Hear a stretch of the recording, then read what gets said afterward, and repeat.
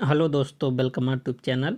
दोस्तों आज आप सबके लेकर आए हैं यूपी ट्रिपल एससी के लिए कंप्यूटर का प्रैक्टिस सेट। ठीक है, इसमें आज हम सब देखेंगे 30+ मोस्ट इम्पॉर्टेंट क्वेश्चन। तो दोस्तों जिस हिसाब से आयोग क्वेश्चन पूछ रहा है सेम उसी पैटर्न का क्वेश्चन आप सबको बता रहे हैं, उसी लेवल का, और हर टॉपिक को कवर करेंगे।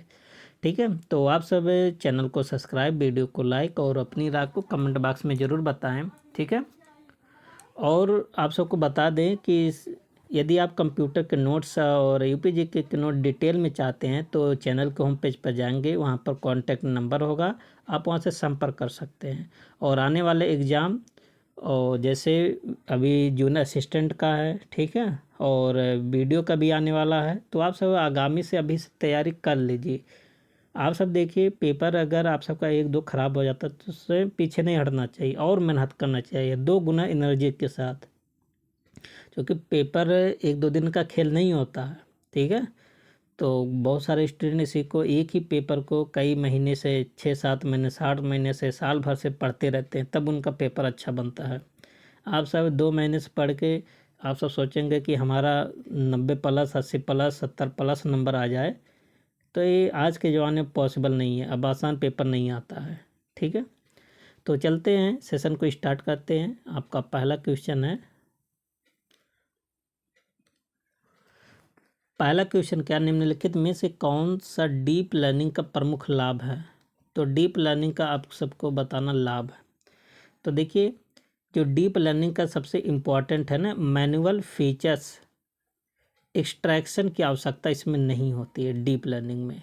ठीक है, तो इसका आंसर कौन सा बन जाएगा, बी बन जाएगा। आगे क्या है देख लेते हैं। तो डीप लर्निंग में नेटवर्क जैसे CNN, RNN खुद व खुद डेटा से महत्वपूर्ण फीचर्स सीखते हैं। पारंपरिक ML का मतलब मशीन लर्निंग में फीचर्स को मैन्युअली एक्सट्रैक्ट करना पड़ता था, लेकिन DL मतलब डीप लर्निंग में ये प्रक्रिया ऑटोमेटेड होती है। तो दोस्तों ये CNN क्या है, RN क्या है ना, इन सब के बारे में आप सब प्लेलिस्ट में जाएंगे ना, वहाँ टॉपिक वाइज होगा क्लास। ठीक है, ये केवल देखिए यूपी ट्रिपल एससी के लिए है ही, कोई भी एग्जाम आप दीजिए, ठीक है, यूपी ट्रिपल एससी से आप सबका बहुत अच्छा होगा पेपर। अभी देखिए जूनियर असिस्टेंट में बहुत सारे स्टूडेंट ने डायरेक्ट मैसेज किया ना, 14 15 13 14 करके आए, 15 तो नहीं कोई बोला, लेकिन 12 13 14 तक करके आए हैं। ठीक है, तो क्वेश्चन देखिए केवल हम सब के लिए, आप सब के लिए कठिन लग सकता है, लेकिन जो स्टूडेंट इसी को बार बार पढ़ते हैं, अध्ययन करते हैं ना, उनका आता है। ठीक है, तो पढ़ना तो पड़ेगा आप सबको। मशीन लर्निंग का कौन सा प्रक्रिया बिना किसी लेबल डेटा पर काम करना, आप सबको कल ही बताए थे। तो एक मशीन लर्निंग कई प्रकार का होता है, आप सबको फिर से रिवीजन करवा देते हैं। एक होता है सुपरवाइज, एक होता है अनसुपरवाइज, एक होता है रीइंफोर्समेंट। सुपरवाइज में क्या होता है, इसमें लेबल डेटा की ज़रूरत पड़ती है, इसमें अनलेबल डेटा की ज़रूरत पड़ती है। ठीक है, और इस एक किस पर आधारित है, पनिशमेंट पर आधारित और रिवार्ड पर आधारित है। ठीक है, तो अनलेबल डेटा किस में ज़रूरत पड़ती है, अनसुपरवाइज लर्निंग में। ठीक है, और ये तीनों चारों ना डायरेक्ट VP में पूछा गया था। अनसुपरवाइज लर्निंग में कोई भी pre defined output level data नहीं होती है।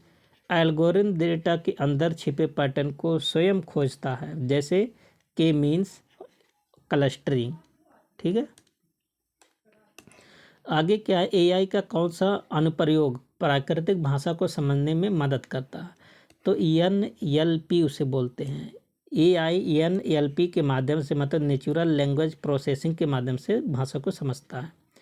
NLP यानी नेचुरल लैंग्वेज प्रोसेसिंग एक AI शाखा है जो मनुष्यों की भाषा को कंप्यूटर के माध्यम से समझने और प्रक्रिया करने में सक्षम बनाती है। जैसे आप सब जो वॉइस बोलते हैं गूगल असिस्टेंट पर या गूगल जाके, बहुत सारे लोग तो यूट्यूब पर भी सर्च करते हैं, लिखते नहीं, मुंह से बोल देते हैं। ठीक है, तो ये सब इसी से पॉसिबल है। IoT में एड्ज कंप्यूटिंग का क्या कार्य है, बहुत इंपॉर्टेंट है। देखिए ये इंपॉर्टेंट है। AJTA वालों का आप सबका एग्जाम लगा है ना, प्लेलिस्ट में जाके वीडियो को आप सब देखिए, ज़्यादा इधर उधर ना पढ़िए, आपका जो सिलेबस है उसको पढ़िए, और प्लेलिस्ट में वीडियो कंप्यूटर का आप सब यहाँ तैयार कर सकते हैं, 14-15 आराम से आएगा। ठीक है, अभी आपके पास जो भी थोड़ा टाइम है पढ़िए। इसका काम होता है एड्ज कंप्यूटिंग का तेज प्रोसेसिंग, इसका ऑप्शन क्या बन जाएगा, बी। एड्ज कंप्यूटिंग में डेटा प्रोसेसिंग डिवाइस के पास ही होती है, इसे इससे क्या होता है, लेटेंसी कम हो जाती है और क्लाउड सर्वर पर लोड नहीं हो पाता। मतलब ये होता है ना, जैसे मान लेते हैं डिवाइस है, ये सर्वर है, ठीक है, तो सर्वर से पहले ही मतलब यहाँ पर इसका काम हो जाता है, इसी को बोलते हैं एड्ज कंप्यूटिंग। ठीक है, उस पर लोड भी नहीं पड़ता है। क्वेश्चन नंबर 5 करा कि निम्नलिखित में से कौन सा IoT कम्युनिकेशन प्रोटोकॉल नहीं है, तो इसमें कौन सा हो जाएगा, POP3। तो MQT, COP, HTTP, ZigBee, ये है ना। POP3 क्या है, ये ईमेल को रिसीव करने वाला एक प्रोटोकॉल है। ठीक है, पोस्ट ऑफिस प्रोटोकॉल वर्जन 3। एक क्या कहता है, ईमेल को लोकल डिवाइस पर स्टोर कर लेता है और सर्वर से डिलीट भी कर देता है। ठीक है, आगे क्या है देखिए, POP3 ईमेल सर्विस के लिए प्रयोग होने वाला प्रोटोकॉल है, जबकि MQTT, COP, ZigBee और HTTP IoT कम्युनिकेशन में इस्तेमाल होता है। क्वेश्चन नंबर 6, MS एक्सेल में काउंट इफ फंक्शन किसके लिए प्रयोग होता है, तो कंडीशन के अनुसार सेल को काउंट करने के लिए किसका प्रयोग होता है, काउंट इफ का प्रयोग होता है। काउंट इफ एक कंडीशनल फंक्शन होता है जो केवल उन्हीं सेल को गिनती है जो दी गई शर्त को पूरा करती है, जैसे इतना। ठीक है, एक कंडीशन देंगे जैसे 50 से कम, तो इसी को केवल सेलेक्ट करेगा। एक होते काउंट इफ, एक होते काउंटा। ठीक है, दोनों में अंतर होता है। क्वेश्चन नंबर 7 कह रहा है कि MS वर्ड में हेडर और फुटर का मुख्य उपयोग क्या होता है ना। एक किस टाइप में होते हैं, इंसर्ट टाइप में होते हैं। ठीक है, इसका मेन काम होता है पेज के ऊपर और पेज के नीचे जानकारी देना। जैसे मान लेते आप सब किताब पढ़ते होंगे ना, तो ऊपर कोई नोट्स में ऐसा लिखा रहता है, सॉरी नीचे कोई नोट्स में लिखा रहता है और ऊपर भी लिखा रहता है। ये कहाँ से होता है, हेडर और फुटर से। ठीक है, इसका काम यही है। जैसे पेज नंबर डाल दिया जाता है, डेट हो जाता है ना। देखिए, हेडर और फुटर का प्रयोग दस्तावेज के प्रत्येक पेज में एक जैसी जानकारी जैसे पेज नंबर, कंपनी का नाम, ये सब देने के लिए किया जाता है। ठीक है, आगे क्या है, ईमेल में CC और BCC में मुख्य अंतर। CC मतलब कार्बन कॉपी, BCC मतलब ब्लाइंड कार्बन कॉपी। इसके माध्यम से आप किसी को अगर ईमेल भेज देंगे ना, तो सबको पता चल जाएगा कि ईमेल किसके किसके पास एक गया। अगर आप BCC के माध्यम से अगर आप ईमेल बहुत सारे लोग को भेजते हैं ना, तो इसमें किसी को नहीं पता रहेगा कि ईमेल किसके किसके पास गया है। यही अंतर होता है। ठीक है, तो देखिए BCC को सभी को रिप्लाई आता है, ऐसा नहीं होता है। ठीक है, BCC अन्य लोग ईमेल नहीं देख सकते। ठीक है, ये तो अभी आपको बताएं। CC मतलब कार्बन कॉपी में सभी रिसिपिएंट मेल देख सकते हैं, मतलब जो जो रिसीव करेगा ना, सब लोग मेल देखते। और BCC मतलब ब्लाइंड कार्बन कॉपी में कोई नहीं जानता है कि किन लोगों को मेल भेजा गया है। ठीक है, दोनों में ही मेन अंतर होता है। SMTP मतलब सिंपल मेल ट्रांसफ़र प्रोटोकॉल किस काम करने के, तो मेल को भेजने के लिए इसका प्रयोग होता है। ठीक है, ऑप्शन बी बन जाएगा। SMTP मेल ट्रांसफ़र होने का एक प्रोटोकॉल है। ठीक है, अच्छा, इसका पोर्ट नंबर कितना है, 25। ठीक है, जबकि POP3 IMAP ईमेल को प्राप्त करने वाले ये दोनों प्रोटोकॉल हैं। ये सब पूछा जाता है पेपर में।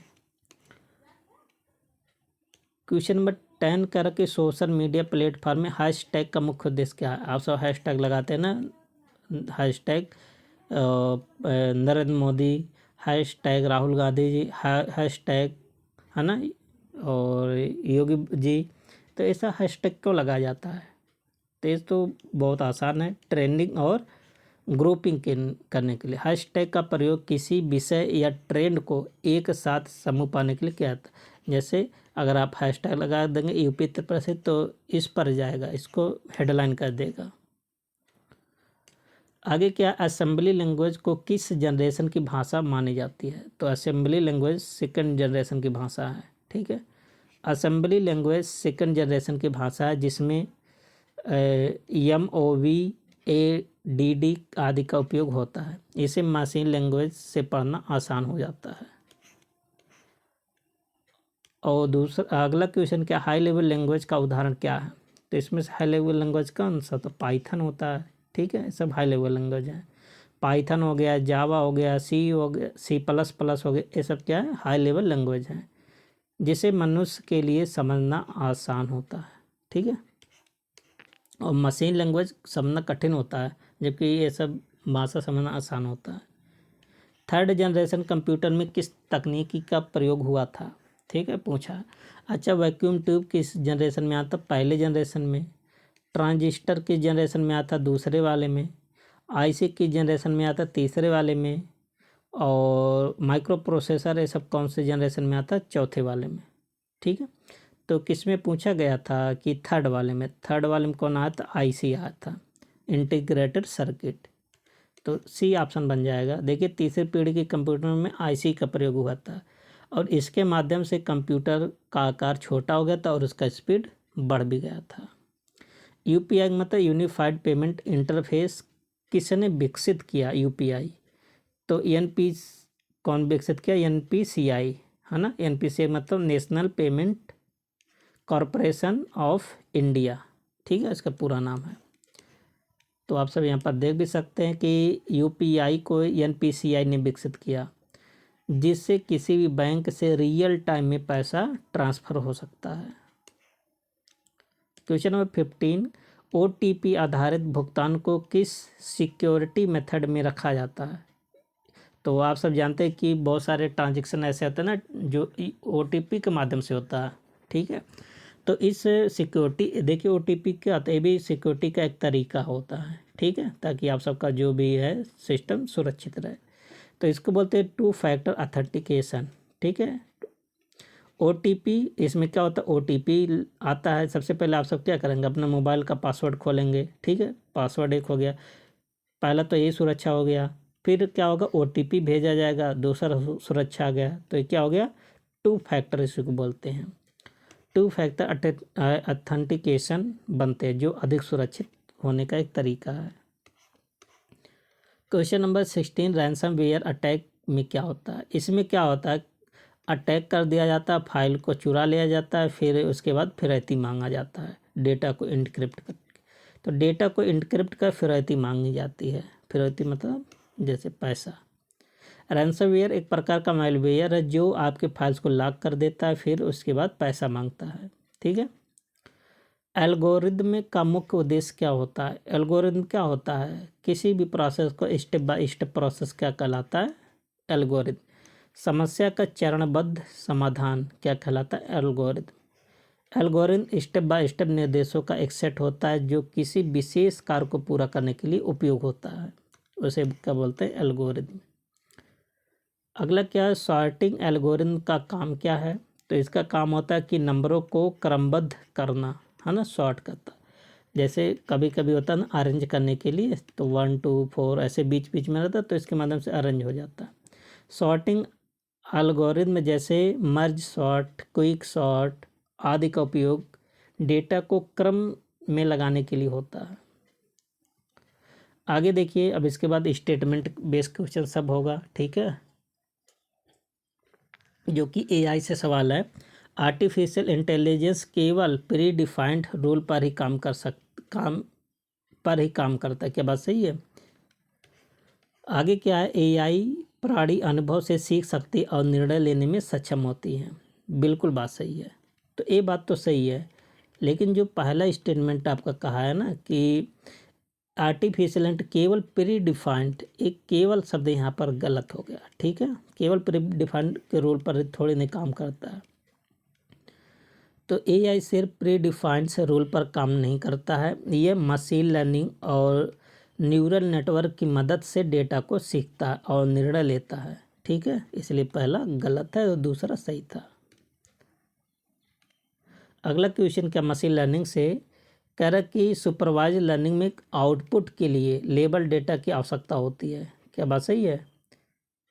देखिए इसमें आप सबको कल वाले वीडियो में बताते हैं इनपुट और आउटपुट दोनों के लिए इसमें डेटा जरूरी है। रिइंफोर्समेंट लर्निंग में एजेंट को इन्वायरमेंट से कोई फीडबैक नहीं मिलता, एक गलत है। मिलता है, जब फीडबैक मिलता है तभी तो ये सीखता है, जैसे पनिशमेंट हो गया, रिवार्ड हो गया, है ना, तो रिइंफोर्समेंट इसे सीखता है। तो दूसरा सही है, तो केवल बी ऑप्शन पर है। ठीक है, केवल पहला सही है, दूसरा गलत है। सुपरवाइज लर्निंग लेबल डेटा पर काम करता है, लेकिन रिइंफोर्समेंट लर्निंग में एजेंट को फीडबैक के आधार पर रिवार्ड या पनिशमेंट मिलता है। ठीक है। डीप लर्निंग से क्वेश्चन है, क्या कह रहा है? कह रहा है कि डीप लर्निंग शैलो नेटवर्क पर आधारित होता है। क्या बात सही है? एक बात गलत है। ठीक है, तो पहला स्टेटमेंट गलत हो गया। दूसरा क्या है कि डीप लर्निंग में जीपीयू का प्रयोग अधिकतर किया जाता है। ये देखिए बहुत इंपॉर्टेंट है, तो केवल दूसरा सही है, पहला गलत है। देखिए डीप लर्निंग में डीप न्यूरल नेटवर्क होते हैं, ना कि शैलो वंस। ठीक है, तो डीप लर्निंग किस पर काम करता है? न्यूरल नेटवर्क पर। और जीपीयू का प्रयोग फास्ट कंप्यूटेशन के लिए होता है। अगला क्वेश्चन आईओटी से है। कह रहा कि आईओटी केवल स्मार्टफोन तक ही सीमित नहीं, आईओटी की दुनिया भी आने वाले समय बहुत ज़्यादा विस्तृत होगा। ठीक है, जैसे आपका डिजिटल आप सबका रूम हो गया, घर हो गया, ऑफिस हो गया, है ना, हैंड वॉच हो गया, कंप्यूटर, मोबाइल, ठीक, बहुत सारी चीज़।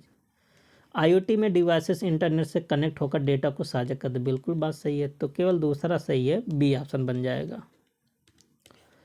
आईओटी केवल स्मार्टफोन तक सीमित नहीं है। ठीक है, बल्कि जैसे आप सब देखते हैं ड्राइवरलेस कार हो गया, ठीक है, वॉच हो गया, लाइट हो गया, बल्ब हो गया, अपने आप जलता है, बंद होता है आपके इशारों पर। एक्सेल में सम फंक्शन सेल की संख्या गिनता है। क्या बात सही है? देखिए सम फंक्शन जोड़ता है, ना कि सेल की संख्या गिनता है। काउंट फंक्शन सेल की संख्या गिनती है जिसमें नंबर होते, बिल्कुल बात सही। एक होता है काउंट इफ, काउंटा एक होता है। ठीक है, तो ये सब भी इम्पोर्टेंट है, तो केवल दूसरा सही है, पहला स्टेटमेंट गलत था। सम फंक्शन का प्रयोग जोड़ने के लिए होता है, और काउंट केवल नंबर वाले सेल को काउंट करता है। एक होता है काउंटा, वो सबको काउंट करता है। ठीक है, कह रहा कि हेडर और फुटर केवल पहला पेज पर दिखाई देता है। क्या बात सही है? नहीं, ये बात गलत है, केवल पहला पेज पर ही दिखाई नहीं देता, गलत है। हेडर और फुटर पूरे डॉक्यूमेंट में एक जैसा दिख सकता है, ये बात सही है। ठीक है, तो केवल कौन सा होगा? दूसरा सही है ना। अच्छा, 21 टाइम में होते हैं, आप सब बता सकते हैं? रेफरेंस, ठीक है, रेफरेंस टाइम में होता है। हेडर और फुटर सभी पेजों पर लागू होते हैं, है ना, जब तक अलग से सेक्शन ना बनाया जाए।